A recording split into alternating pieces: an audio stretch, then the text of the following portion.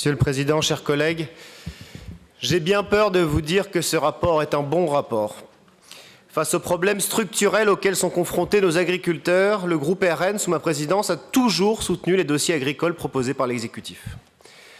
Ce rapport fait état de la précarité qui touche une bonne partie de nos agriculteurs, quelle que soit l'agriculture en question d'ailleurs, qu'elle soit bio ou conventionnelle, nos agriculteurs sont confrontés aux mêmes obstacles, endettement, lenteur des procédures, manque de protection, enjeux climatiques et folie bruxelloise.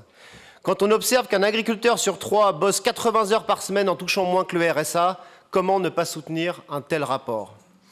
Ainsi, Monsieur le Président, le groupe RN votera en responsabilité tout ce qui pourra aider nos agriculteurs, tout ce qui pourra subventionner nos agriculteurs, tout ce qui pourra accélérer les procédures ou booster le rythme des reversions des fonds FEDER à nos agriculteurs. Il en va de notre souveraineté agricole, il en va de notre souveraineté alimentaire, il en va de notre puissance agricole française. Contrairement à ce que dit votre rapport, l'agriculture n'est pas au centre de l'actualité européenne, mais elle est même au centre des enjeux du XXIe siècle, partout. À l'heure où les grands ensembles mondiaux protègent leur agriculture, des États-Unis jusqu'à la Chine en passant par l'Inde, à l'heure où des pays comme le Qatar achètent des terres agricoles pour s'assurer de leur souveraineté alimentaire, l'Union européenne, elle, condamne nos agriculteurs à l'endettement, à la peur du lendemain et à la baisse des exploitations et de production. Malheureusement, notre dossier ne changera rien. Ne changera pas radicalement le paradigme bruxellois auquel nous sommes soumis. Nous pouvons parler des prix, nous pouvons parler des rémunérations, des normes, des intrants, des pesticides, mais tant que la philosophie UMPS laissera nos agriculteurs seuls, livrés à la concurrence déloyale, intra- et extra-européenne, tant que l'on ne protégera pas notre marché par des barrières douanières, tout le reste ne sera que parlotte. Comment pouvons-nous protéger nos éleveurs de volailles quand l'Union européenne d'Emmanuel Macron décide de prolonger l'abaissement des barrières douanières pour les poulets ukrainiens, qui seront déversés sur notre marché en asphyxiant nos éleveurs français?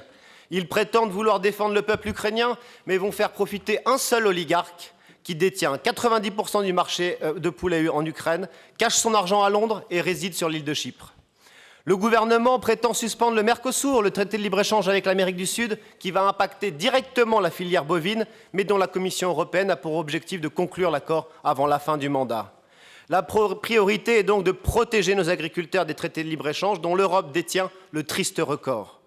À Cournot, au Salon de l'élevage, nos éleveurs étaient pourtant inquiets de voir le traité avec la Nouvelle-Zélande être signé. C'est chose faite sous la présidence de l'Union européenne d'Emmanuel Macron. Le président de la République et ses amis LR-PPE vont sacrifier toute une filière française de l'élevage des ovins pour promouvoir d'autres filières dans d'autres pays de l'Union européenne.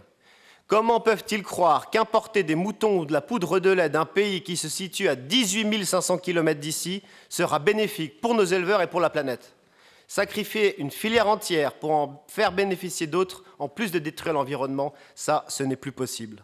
Ils prétendent défendre une Europe de la paix, mais imposent l'enfer de la concurrence intra-européenne entre agriculteurs. Quand le gouvernement interdit certains entrants aux producteurs de cerises en France, c'est très bien. Mais quand il autorise dans le même temps l'importation de cerises espagnoles qui ne respectent pas ces normes, c'est assassin.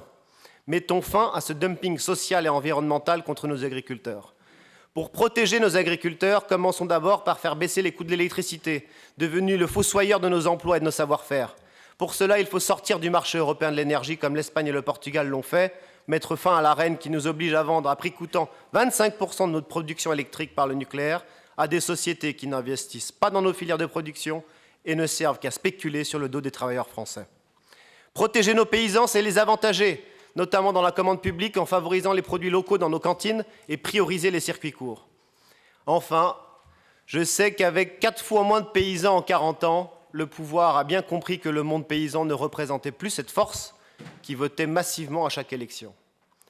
Mais défendre nos prairies face au monde de la concurrence, c'est défendre nos emplois, c'est défendre notre environnement, c'est aussi défendre notre identité et nos paysages.